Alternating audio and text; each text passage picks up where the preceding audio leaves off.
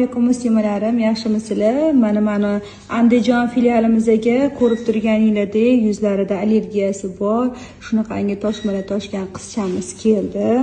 Yuzlarida mana buyoqlarida ham xuddi shunaqangi ko'zlarida qipig'iga o'xshagan toshmali qizimiz keldi.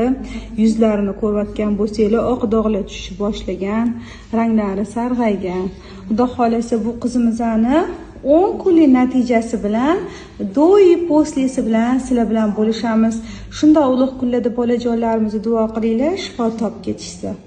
Assalomu alaykum muslimalarim, yaxshimisizlar? Mana hozir Andijon markazimizga kelib oldik, konsultatsiyalarni boshlab oldik.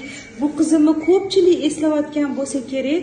Bu qizim o'tgangi konsultatsiyada men qabul qilganimda ko'zlari shunaqangi qipig'li bo'lib, allergichniy holat bo'lib yotuvdi. Mana ko'zlari, yuzlari shunaqa top-toza, shunaqa chiroyli bo'lib turibdi. Ko'rib, birinchi ko'rishimda o'sha mana ish boshlashimdan shunaqa yaxshi kayfiyat bilan ish boshlaydigan bo'ldim.